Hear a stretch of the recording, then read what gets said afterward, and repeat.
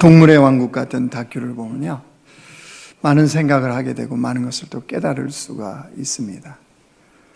우리 사자가 이렇게 사냥하는 것을 보면서 많은 생각을 하게 되어졌습니다. 사자가 사냥감을 발견하게 되면요, 바로 공격하지 않습니다. 살금살금 다가갑니다. 그래서 사냥거리가 딱 되어졌을 때 사자는 그때 쏜살같이 온 힘을 다해서 먹잇감을 향해서 달려듭니다. 그리고 자기의 먹이로 이제 그것을 취하게 됩니다. 물론 사자가 그렇다고 해서 100% 사냥에 성공하는 것은 아닙니다. 아무튼 사냥을 참 어렵게 힘들여서 그렇게 합니다. 그래서 먹잇감을 발견하면 자신의 이제 배를 채우죠. 사자는 자기의 배가 채워지면요, 더 이상 그 먹잇감을 쳐다보지도 않습니다.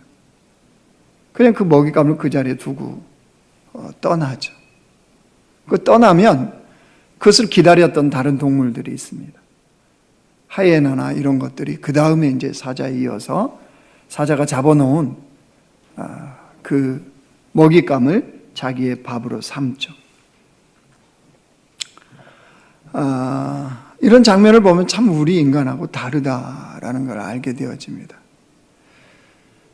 사자는 자기의 배가 차면요 더 이상 안 먹습니다. 우리 인간은 어떤가요?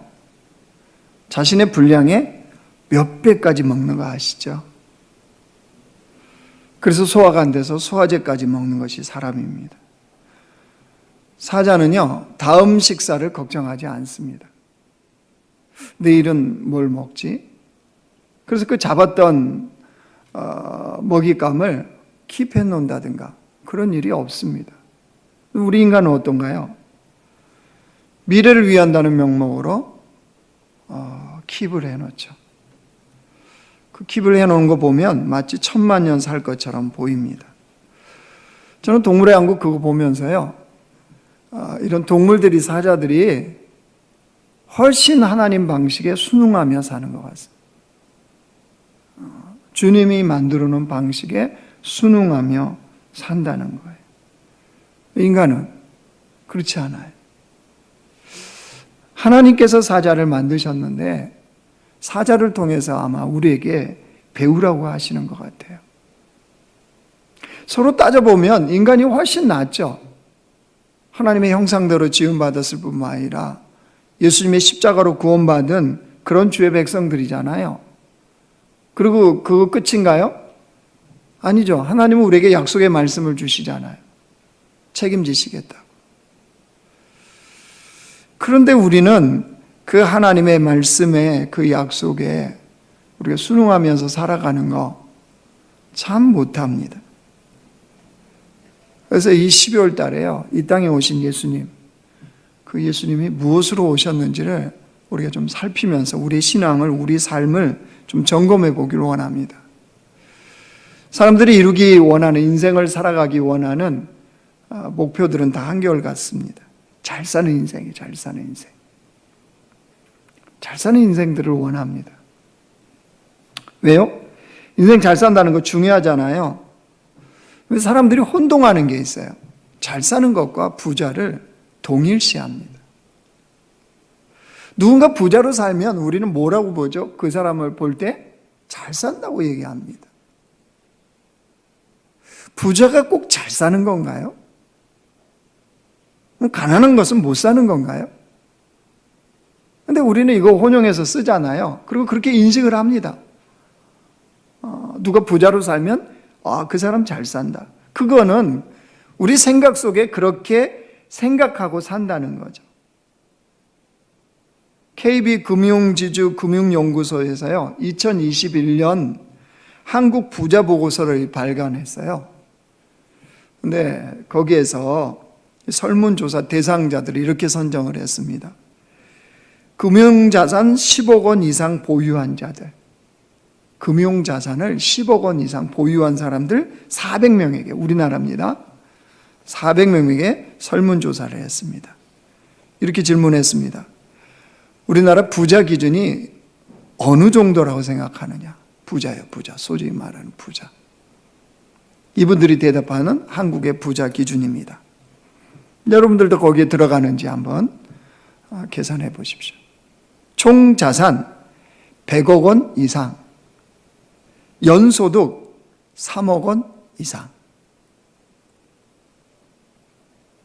전혀 해당이 없으시죠? 부자들은 자신의 자산을 늘리기 위해서 대출을 잘 활용할 줄 아는 사람들이라고 합니다. 여러분, 부자 되는 거 결코 쉽지가 않습니다. 그렇죠? 말처럼 되는 게 절대 아닙니다. 근데 분명히 이 땅에서 요 사람들, 금융자산 10억 원 이상 보유한 사람들이라며요. 잘 사는 사람들, 이 부자로 사는 사람들 분명히 있습니다. 부자로 살면 부가 주는 편리함이 있어요. 부가 주는 혜택이 있습니다. 그 힘과 혜택을 누리며 사는 사람들이 있어요. 그런데 분명히 그 부가, 물질이 인생의 목적이 될 수는 없잖아요. 부자가 되어져야만이 꼭 잘 사는 게 아니잖아요. 물론 부자가 되어서도 잘 사는 사람이 있습니다. 그러나 꼭 부자가 돼야 잘 사는 것은 아니잖아요. 그럼 진짜 부자가 되면 어떻게 살던가요? 그 부를 지켜야 됩니다. 자산을 늘려야 됩니다. 그에 따른 염려와 근심이 많죠. 그래서 극단적으로 또 부자에 대해서 싫어하고 이런 사람들도 있습니다. 옳지는 않습니다, 그게. 근데 중요한 게 겁니다. 물질의 크기만 달라요. 그렇게 부자들이 바라는 그 부가 있고 또 우리들이 바라는 부가 있어요. 그렇죠? 근데 크기만 다르지 사람들의 삶의 형태는 동일하더라는 거예요. 우리는 그런 사람들 욕할 것이 없어요. 왜냐하면 우리도 우리 자신이 바라는 게 있거든요, 그게. 그래서 삶의 형태를 보면 비슷해요. 추구하는 거, 목적하는 거, 바라는 것이 비슷하더라는 거예요. 자, 유대인들은 어땠을까? 2000년 전. 예수님이 오병이의 기적을 일으키시죠. 예수님은 오병이의 기적을 왜 일으키셨을까요? 일으키신 목적이 뭘까요? 목적이 분명했습니다. 우리 한번 보면 14절로 한번 와보실래요? 그 사람들이 예수께서 행하신 이 표적을 보고 말하되 이는 참으로 세상에 오실 그 선지자라 하더라. 그 사람들이 예수께서 행하신 무엇을 봤대요? 이 표적을 봤다고 그랬죠. 이 표적. 예수님이 오병이어의 기적을 일으키신 것은요, 표적을 보이신 거예요. 표적. 이게 목적이에요. 표적이 뭔가요? 그걸 행하시는 분이 누구냐? 이게예요. 오병이의 기적을 일으키신 예수님은 누구인가? 이걸 아는 것이 목적이에요. 오병이어가 목적이 아니에요. 그것을 통해서 기적을 일으키시는 예수님은 누구신가? 이게 목적이었어요. 근데 자, 유대인들 반응 한번 보실래요? 15절 이어서 보세요. 그러므로 예수께서 그들이 와서 자기를 억지로 붙들어 임금으로 삼으려는 줄 아시고 다시 혼자 산으로 떠나 가시니라. 이들이 예수님을 억지로 임금 삼으려 했다. 무슨 말인가요? 뭘 추구하는지를 아는 거죠. 예수님은 표적 때문에 그랬는데 이들은 오병이어가 목적인 거예요. 그래서 예수님이 26절 와보세요. 이게 다 이어지는 본문입니다. 예수께서 대답하여 이르시되 내가 진실로 진실로 너희에게 이르노니 너희가 나를 찾는 것은 표적을 본 까닭이 아니요 떡을 먹고 배부른 까닭이로다. 썩을 양식을 위하여 일하지 말고 영생하도록 있는 양식을 위하여 하라. 이 양식은 인자가 너희에게 주리니 인자는 아버지 하나님께서 인치신 자니라. 오병이의 기적을 본 사람들 뭐가 목적이 되어버렸어요? 썩을 양식을 얻는 거예요. 예수님 분명히 말씀하십니다. 썩을 양식을 위해서 사는 것은 심각한 인생이라는 거예요. 왜일까요? 여러분, 그게 목적이 되고 그게 인생의 목표가 되면 썩을 양식이 썩을 때 그 인생도 함께 썩어져 버리기 때문입니다. 그 나락으로 함께 떨어지는 거예요. 문제는 사람들이 2000년 전이나 오병이의 기적을 봤던 그들이나 우리나 별반 다를 게 없이 살아간다는 거예요. 자산 10억 원 이상을 갖고도 총 자산 100억 원 이상이 돼야 되고 연소득이 3억 원 이상은 돼야 된다라고 생각하는 그들이나 아마 그들은 그것을 위해서 살아가고 있을 겁니다. 지금도. 근데 그들이나 그거 갖고는 비교도 되지 않을 만큼 작은 자산과 소득을 갖고 있는 우리나 별반 다를 게 없는 삶을 산다는 거예요. 여전히 추구하는 거, 목표하는 거, 목적하는 거 비슷하다는 거예요. 여러분, 그래서요, 오늘 본문에 예수님이 탄식을 하세요. 36절 보실래요? 그러나 내가 너희에게 이르기를 너희는 나를 보고도 믿지 아니하는도다 하였느니라. 너희는 나를 보고도 믿지 않는구나, 이 말씀하시는 거예요. 십자가의 구원을 받고도 약속의 말씀을 받고도 너희들이 나를 믿지 않는구나. 예수님의 탄식이에요. 오늘도 주께 예배하면서도 너희들은 나를 믿는 자가 아니구나. 여러분, 이 예수님의 탄식이 우리 영혼에 들려져야 돼요. 혹시 이 탄식이 나를 보고 주님이 하시는 탄식은 아닌지 살펴야 됩니다. 왜냐하면 주님은 우리에게 어마어마한 선물을 주셨어요. 그 선물이 뭔가요? 우리의 구원이죠. 세상의 그 어떤 것과, 아니 썩을 양식, 아니 총자산 100억 원 이상과도 바꿀 수 없는 주님의 구원이 우리에게 주어졌어요.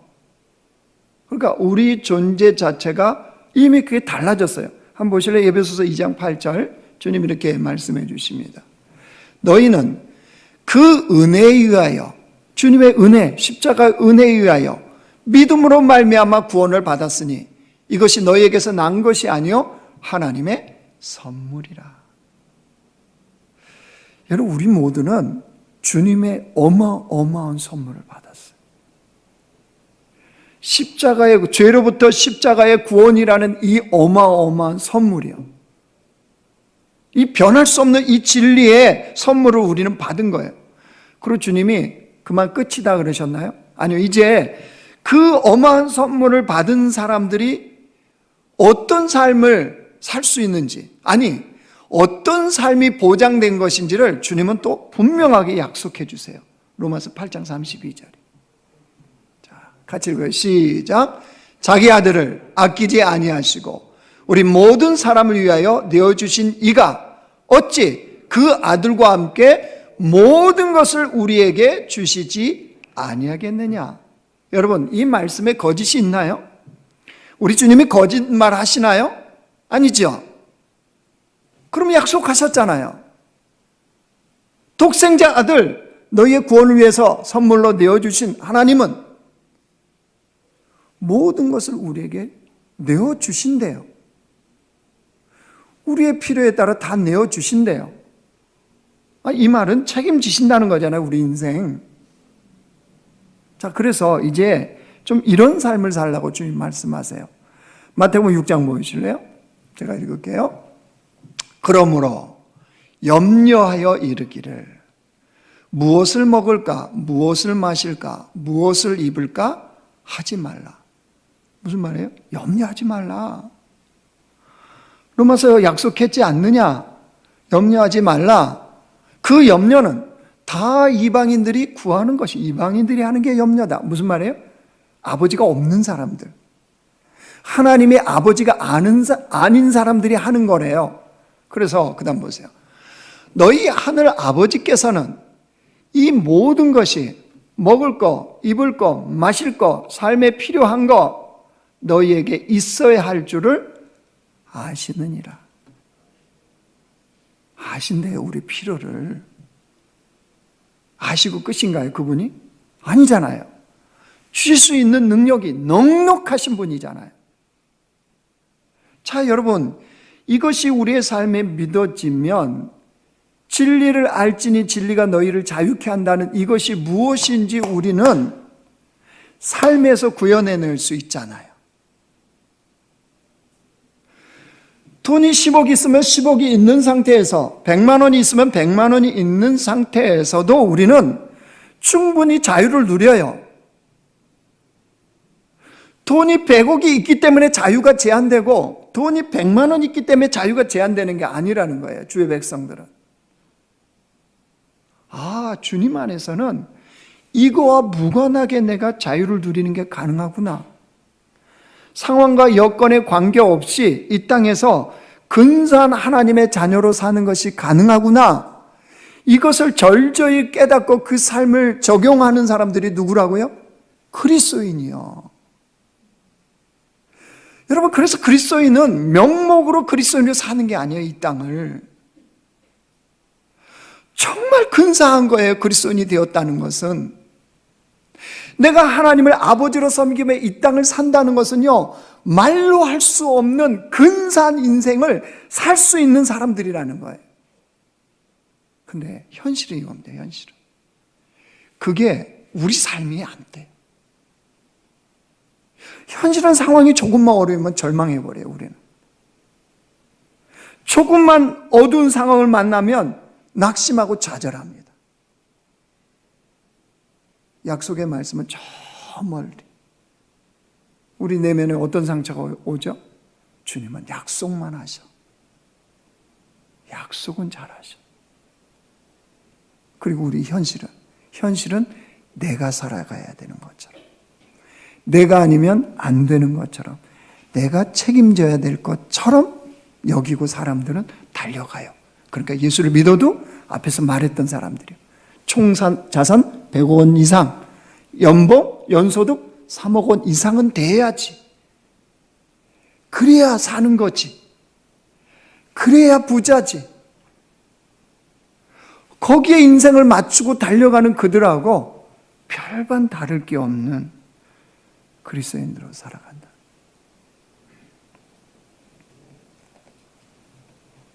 도대체 왜 우리는 주님의 말씀이 우리에게 적용이 안 될까요? 왜 현실하고 주님의 말씀하고는 이렇게 괴리가 되어서 우리는 살아갈까요?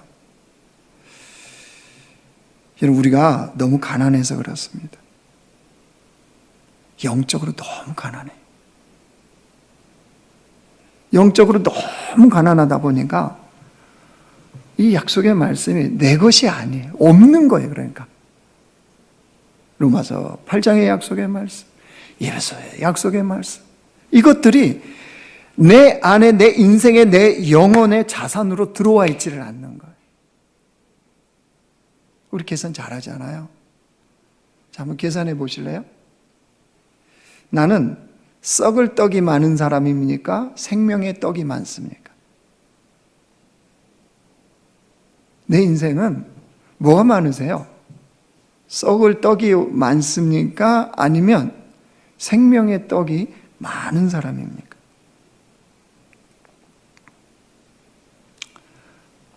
그래서 예수님은 우리를 초청하세요. 오늘 본문 35절 보세요. 예수께서 이르시되 나는 생명의 떡이니 내게 오는 자는 결코 줄이지 아니할 터이요 나를 믿는 자는 영원히 목마르지 아니하리라. 줄이고 목마름. 그렇죠? 지난주에 이어서 우리는 끊임없이 무언가에 줄이고 뭔가에 목마르죠. 세상은 그게 뭘로 표현되나요? 물질이죠. 성공, 명예, 인기. 이거에 끊임없이 목마르고 끊임없이 줄입니다. 그래서 그것을 채우려고 그렇게 살아가는 거예요. 그래도 줄인 거예요, 그들은. 100억 가져주면 이제 만족할까요? 아닙니다. 1000억 될 겁니다, 그 사람들. 1000억까지는 만족할까요? 아니죠. 이제 조 단위로 넘어가겠죠. 주님은 그런 인생들이 목마르지도 않고 줄이지도 않는 진짜 만족된 인생을 살 수 있다는 거예요. 그래서 뭐래요? 내게 오래요, 내게. 주께로 와야 가능하다는 거예요. 주를 믿으면 가능하다는 거예요. 그래서 이사야 55장에도요 이렇게 말씀하십니다. 이사야 55장 보이실래요? 제가 읽을게요. 오라 너희 모든 목마른 자들아 물로 나오라. 돈 없는 자도 오라. 목마른 자들은 오라는 거예요. 주님이 너희는 와서 사 먹되 돈 없이 값 없이 와서 포도주와 젖을 사라. 너희가 어찌하여 양식이 아닌 것을 위하여 은을 달아주며 배부르게 하지 못할 것을 위하여 수고하느냐. 그렇죠? 썩을 양식은 먹어도 배부르지 못하죠. 내게 듣고 들을지어다. 주님 드디어 말씀하십니다. 듣고 들으라. 그러면 너희가 좋은 것을 그다음에 먹을 것이며 너희 자신들이 기름진 것으로 즐거운 참된 만족이 온다는 거예요. 너희는 귀를 기울이고 내게 나와 들으라. 뭘요? 그리하면 너희의 영혼이 살려. 내게로 나와 예수님께 나와 들으라는 거죠. 그러면 너희 영혼이 살리라. 너희들의 영혼이 살아난다는 거예요. 예수님이 이 초청이에요. 주께 나오라는 거예요. 주님께로. 주님 뭐 하자고 나오라는 거예요? 생명의 떡을 먹으라는 거예요. 우리한테. 생명을 떡을 먹는다는 게 뭐겠습니까? 주님과 교제하는 거예요. 주님과 교제. 주님과 사귀는 거예요. 진짜 참 만족, 주림이 없고 목마름이 없는 인생을 살고 싶으면 주님께 나와서 주님과 사귀면 돼요. 그러면 그 영혼이 주님의 진리로 생명으로 채워져요. 이게 생명을 떡을 먹는 사람들이에요. 진리로 생명으로 영혼이 채워지면 더 이상 줄이게 하거나 목마르게 하는 썩을 양식을 위해서 인생을 살지 않습니다. 왜요? 그 영혼이 이미 생명으로 가득 채워졌기 때문입니다. 여러분, 그래서 진짜 주님의 초청을 아신다면요, 우리 밥 매일 먹죠? 생명의 떡도 매일 먹어야 돼요. 그러니까 밥 세 끼 꼬박꼬박 우리 먹듯이, 아니, 배고프면 자주 가잖아. 우리 영혼도 마찬가지. 우리 영혼의 양식도요, 예수님과 날마다 사귐을 해야 돼요. 여러분, 이게 멈춰지면 안 돼요. 그러니까 내 영혼의 밥상이 언제나 있어야 돼요. 매 끼니마다. 이 영혼의 밥상이 내게 있어야 영혼의 진짜 배부름과 만족이 우리에게 있단 말이에요. 그럼 다윗 한번 볼까요? 인생이 진짜 그러면 달라지는지 한번 볼까요? 다윗이 우리 알죠? 이스라엘 왕으로 기름 부음 받은 다음부터는 도망자 신생을 살잖아요. 왜요? 사울왕이 죽이려고 그러거든요. 사울왕 계산에는 아들 요나단에게 왕권을 물려주고 싶은데, 아니 이 다윗이 갑자기 나타나니 기름 부음 받아서 다음 왕이래요. 백성들도 다윗을 좋아해요. 그래서 사울왕이 견딜 수가 없는 거죠. 그래서 그 왕의 권력과 힘, 이 모든 걸 갖고 다윗 하나 잡아 죽이는데 다 쏟습니다. 다윗이 견디다 못해. 아니, 도망 다니다 광야에서 도망 다니다 더 이상 이스라엘에는 발붙일 곳이 없다는 걸 알게 돼요. 왜요? 이스라엘 사람들도 다 사울왕 편에 서거든요. 그렇겠죠. 권력과 칼로 압제하니까. 그래서 드디어 다윗이 이방 땅으로 도망을 칩니다. 그러면 거기 가서라도 좀 편할 수 있었으면 얼마나 좋아요. 금방 알아봐요. 저 골리앗을 죽였던 사람 아니냐. 다윗이 이방 땅으로 도망쳤는데 목숨이 경각에 달렸습니다. 시편 34편이 그때 이제 지은 시인데요. 아비멜렉 앞에서 미친 채 하다 쫓겨나서 지은 시, 이렇게 돼 있어요. 시편 34편이. 그러면 여러분, 그 상황이라면 우리 같으면 어떤 기도할까요? 모르긴 해도 하나님 좀 평안히 살 수 있는 땅을 주십시오. 아니 좀 하룻밤이라도 발 편하게 뻗고 잘 수 있는 그 장소, 그 집을 내게 허락해 주소서. 이렇게 기도하지 않을까요? 이렇게 주님 앞에 간구하지 않을까요? 근데 다윗은요, 이렇게 간구하고 있습니다. 시편 34편. 제가 읽을게요. 너희는 여호와의 선하심을 맛보아 알지어다. 그에게 피하는 자는 복이 있도다. 아니, 여호와의 선하심을 맛보아하는 기회래요. 목숨이 경각에 달려있는데 여호와가 얼마나 선하신지. 아니, 쫓겨다녀서 어디에 발붙일 곳도 없는데 여호와의 선하심이 어떠한지를 맛보아하는 기회로 삼았대요. 다시 뭘 알고 있는 건가요? 생명의 떡이신 주님 앞에 나가는 것이 가장 안전하다. 생명의 떡이신 그 주님 앞에 살아가는 것이 가장 복된 피함이라는 것을 알게 되는 거죠. 그러니까 전혀 다른, 우리는 이해할 수 없는 이 고백을 다윗이 지금 하고 있는 겁니다. 그래서 생명의 떡을 먹고 살아가는 사람들은요, 그래서 다른 거예요. 자, 이제 이 말씀을 우리에게 어떻게 여기까지는 이제 알잖아요. 어떻게 적용해야 될지 함께 고민하고요, 함께 우리에게 좀 적용해 보죠. 자, 이렇게 우리 자신에게 오늘 여기까지 설교 들었어요. 이렇게 우리 좀 질문해 보죠. 왜 난 이런 삶이 안 될까? 왜 다윗과 같은 그 삶이, 나도 똑같은 성정을 가진 인간인데 왜 그 위기의 상황과 어려움의 상황을 만나면 왜 다윗과 같은 고백이 안 나올까? 내가 이 궁핍하고 어렵고 위기의 상황에서 어떻게 하면 여호와의 선하심을 맛보아 알 수 있을까?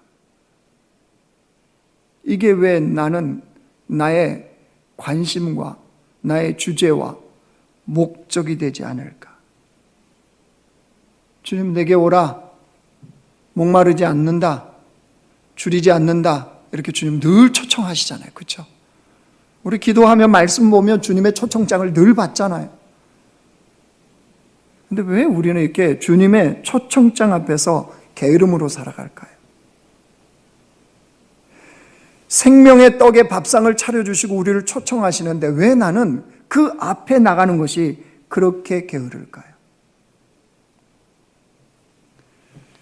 우리 주님을 믿고 주님을 만나고 그 주님이 내 안에 있으면 모든 것을 얻은 자가 되었다는데 내 속에 누군가에게 표현하지 않지만, 말하지 않지만 왜 이렇게 그 주림과 목마름은 끊임이 없을까요? 겉으로는 아닌 척하지만 누군가의 그 무엇을 보면 왜 이렇게 내 안에서 발동되는 주림과 목마름 때문에 견딜 수가 없을까요? 도대체 하나님을 향해서 불평하고 불만하고 싶은 마음이 왜 이 속에서 우리에게는 막 튀어나올까요?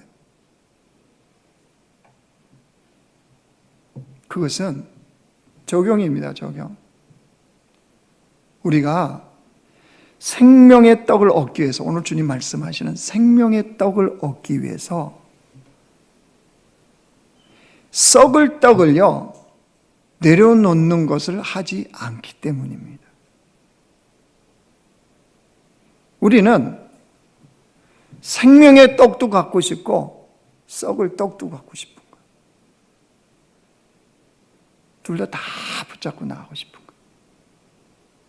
주님은 하나를 선택해라. 둘 다 가질 수 없다는 거예요. 하나님과 재물을 겸하여 섬길 수 없느니라. 더 쉽게 표현하면요, 생명의 떡을 얻으면 결코 줄이지 않고 목마르지 않는 이 영혼의 만족을 누린다는 이 진리 앞에서 그걸 선택하면 경제적으로 지금보다 더 못한 삶, 그 삶을 사는 거에 대해서 결단을 못하는 거예요. 그죠? 우리 정직하게 얘기하면 그래요. 생명의 떡을 얻기 위해서 경제적으로 내가 좀 더 지금보다 못한 삶을 살아가는 것에 대한 기꺼이 감수하겠다는 결단이 안 되는 거예요. 여러분, 예수님보다 6개월 앞서서 세례 요한이 이 땅에 왔잖아요. 세례 요한 요단강에서 세례를 베풉니다. 많은 사람들이 그 광야로 나옵니다. 그때 세례 요한이 세례 받는 자들에게 목이 터져라 외치는 게 있습니다. 세례에 합당한 삶을 살아라. 그냥 물로 부어주는 그 세례만 받는 자들이 아니라 그 세례에 합당한 삶을 살도록 너희들이 회개하고 돌이키고 주님 앞에 나오라고 얘기하죠. 그러자 그 앞에 나왔던 사람들이 정직하게 질문을 합니다. 그러면 우리가 어떻게 해야 합니까? 라고 세례요한에게 물어요. 군인도 부자도 나와서 묻습니다. 한 부자가 세례요한에게 그러면 어떻게 살아야 합니까? 라고 질문하자 세례요한이 이렇게 대답을 합니다. 누가복음 3장 11절이요. 대답하여 이르되 옷 2벌 있는 자는 옷 없는 자에게 나눠줄 것이요 먹을 것이 있는 자도 그렇게 할 것이니라 하고. 여러분 무슨 말인가요? 세례에 합당한 삶이 뭔가요? 지금보다 못한 삶을 기꺼이 감수할 때 가능하다는 거예요. 우리가 그리스도인임에도 불구하고 그리스도를 따라 살지 못하는 이유가 어디에 있을까요? 대한민국에 그리스도인들이 이렇게 많은데 세상이 변하지 않는 이유는 도대체 어디 있다고 생각하십니까? 왜 우리는 말씀대로 정직하게 인생을 승부하지 못할까요? 왜 그리스도인들이 가는 곳에 불법과 탐욕이 여전히 판을 치는 세상이 되어질까요? 그것은 물질적으로 지금보다 못한 삶을 사는 것이 싫기 때문입니다. 우리 마음에는 주님도 없고 물질로도 부하고 늘 이런 삶만 꿈꿉니다. 주님은 내려놔라. 다 얻은 자이들이다. 그거가 네 생명을 보장하는 것이 아니다. 그것이 너의 행복을 보장하는 것이 아니다. 그렇게 말씀하셔도 우리는 그건 안 들어요. 왜요? 싫거든요, 이 삶. 말씀을 정리하겠습니다. 이렇게 제가 4주 동안 조분조분 설교할 겁니다. 이 땅에 오신 예수님 어떤 모습으로 오셨는지 4주를 제가 계속 설교할 겁니다. 여러분, 그리스도인의 삶은요 입으로 되는 게 아니에요. 거룩은 우리가 잠깐의 어떤 결단으로 이루어지는 것이 아닙니다. 생명의 떡을 취하기 위해서는 기꺼이 썩을 양식을 내려놓는 작업이 있어야 돼요. 오늘이 예수님의 이 땅에 오신 성탄을 우리가 대망하는 대림절 둘째 주일입니다. 예수님이 오늘 무엇으로 오셨습니까? 생명의 떡으로. 예수 믿는 자들이 결코 줄이지 않고 목마르지 않을 생명의 떡으로 오셨어요. 그러면 우리는 그 주님으로 인하여 줄이지 않다는 것, 목마르지 않다는 것을 얘기할 수 있어야 되잖아요. 아니, 삶으로 증거할 수 있어야 되잖아요. 예, 가난하면 불편합니다. 힘듭니다. 누릴 수 있는 혜택들이 없습니다. 분명 맞아요. 근데 그 안에서도 주님 때문에 내가 기쁘고 그 주님 때문에 살아갈 수 있고, 이런 사람이 평생 이어진다 할지라도 나는 주님으로 인하여 그 길을 걸어가는 것이 가능합니다 라고 고백하고 삶을 그렇게 살 수 있는 게 그리스도인이잖아요. 그리스도인이 됐다는 건 시시한 게 아니잖아요. 시시한 게 아니잖아요. 근데 왜 우리는 자꾸 시시한 쪽으로 가려고 그럽니까? 아, 물질을 기피하라, 버리라, 이게 죄다, 이 말이 아니에요. 주님이 있는 상황도 허락하시고 없는 상황도 허락하세요. 근데 그거 무관하게 우리는 근사한 그리스도인으로 사는 것이 가능하잖아요. 그래서 그것 때문에 불법을 저지르고 타협하고 비굴해지고 안 할 수 있잖아요. 근데 그 모습이 안 보여요, 그리스도인들에게. 그 전혀 다른 게 없는 거죠. 그래서 오늘 예수님은 내가 생명의 떡이다. 결코 줄이지 않는다. 결코 목마르지 않는다. 뭐 하는 자는요? 생명의 떡을 먹는 자들. 우리가 성탄이 그런 성탄이 되기를 원합니다. 주님 때문에 결코 줄이거나 목마르지 않는, 아니 그 생명의 떡을 위하여 기꺼이 내가 물질적으로 좀 더 가난해진다 할지라도 내가 주를 따르고 주를 바라보고 주님과 함께 동행하는 이 기쁨과 행복의 삶을 포기하지 않기를 원합니다. 그게 그리스도인이기 때문입니다.